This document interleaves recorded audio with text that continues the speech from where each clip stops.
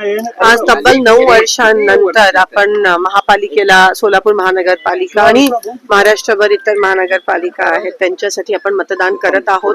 एक नवीन उमेद, एक नवीन संकल्प, एक नवीन विश्वासाने आज आपण हे आपल्या शहरासाठी, शहराच्या विकासासाठी हे मतदान करत आहोत. आणि मी हीच आशा बाळगते की सर्व नागरिक विचार करून, कोणत्याही दबावाखाली न येता, जात पात धर्म बाजूला ठेवून फक्त विकास ह्या मुद्द्यावर आणि मागचा इतिहास ह्या मुद्द्यावर मतदान करतील अशी आशा मी बाळगते. सकाळपासून अनेक ठिकाणी ईव्हीएम बंद पडल्याच्या तक्रारी येत आहेत, बटन दाबले जात नाहीत असंही देखील आरोप नाही.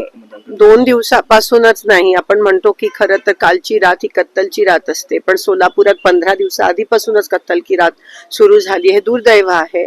आणि भाजप असं वागतंय की जशी काय कधी सत्ता बघितलीच नाहीये. ज्या पद्धतीत मला काल रात्री रिपोर्ट्स आले की आमच्या लोकांवर मारहाण केली जाते, आमच्या लोकांना धमक्या, पोलिसांसमोर धमक्या दिल्या जात आहेत. मला काही लोकांचे फोन आले की पालकमंत्री स्वतः पैसे वाटप करतायत.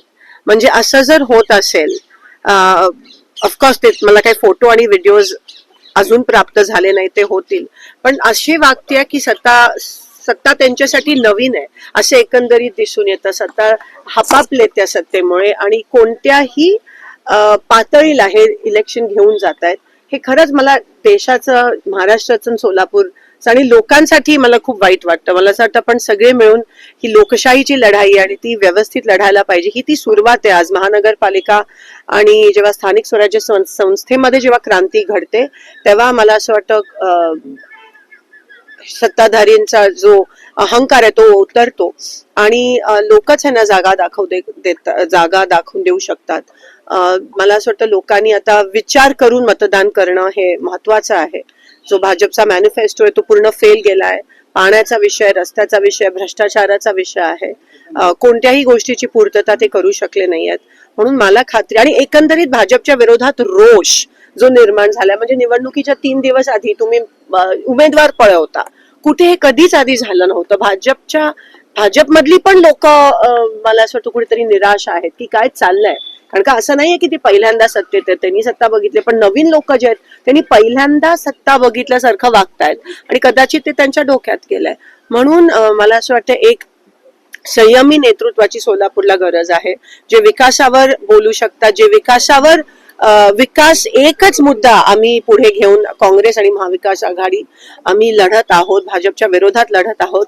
आणि खरं तर भाजपच्या नाही, पण लोकशाही टिकवण्यासाठी, संविधान टिकवण्यासाठी आणि सोलापूरचा विकास होण्यासाठी ही लढाई आहे. आणि त्या लढाईत नक्की आम्हाला आशीर्वाद आणि साथ मिळेल. तुम्ही गंभीर आरोप पालकमंत्र्यांवरती करताय, पैसे वाटले म्हणून. काल अमोल शिंदेनी भाजप आमदार देवेंद्र कोटेंवर आरोप केले की त्यांनी देखील पैसे वाटले. मला लोकांचे खूप प्रचंड प्रमाणात फोन आले की असं होताना दिसतंय. म्हणजे काही ठळक वॉर्डात जिथे आमचे ठळक जुने नगरसेवक उभे आहेत तर ते खोटं नाही सांगत. आणि सगळेच काल त्या ठिकाणी मी सीपीना पण अनेकदा त्या ठिकाणी आव्हान केलं की तुम्ही अनबायसली तुम्ही सगळीकडे बंदोबस्त लावा. सेटलमेंट सारखं सेन्सिटिव्ह ठिकाण आहे, तिथे आमच्या लोकांवर मारहाण केली आली. डायरेक्ट आमच्या युथ काँग्रेसच्या अध्यक्षाला धमकी देण्यात आली की मी तुला खलास करीन भाजपच्या लोकांकडून.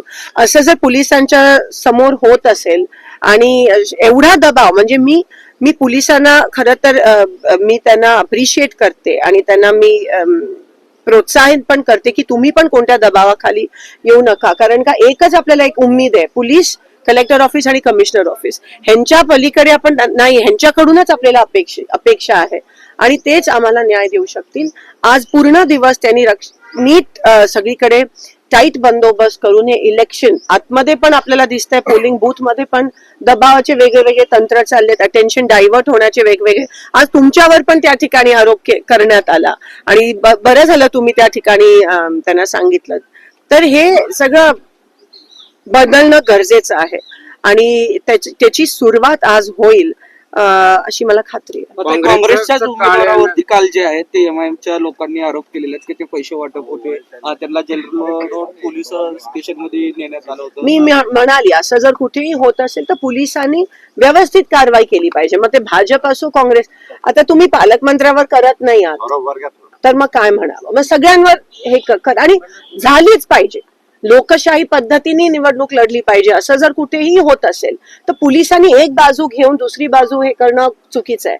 सगळ्यांची बाजू सारखी आणि असं जर कोण करत असेल तर नक्की त्यांच्यावर कारवाई झाली पाहिजे, त्यांच्यावर FIR झाला पाहिजे. निवडणूक आयोगाने त्याची दखल घेऊन योग्य तो निर्णय घ्यायला पाहिजे. उद्या निकालाचा दिवस आहे, काय निकाल असणार आहे? मी सांगितलं, मला उमेद आहे आणि मला मी आशा बाळगते की विकासाच्या बाजूने हा निकाल येईल.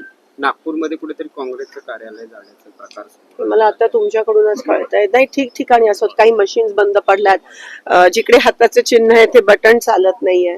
उगाच आतमध्ये येऊन बीजेपीचे लोक आमच्या लोकांना दमदाटी करतायत.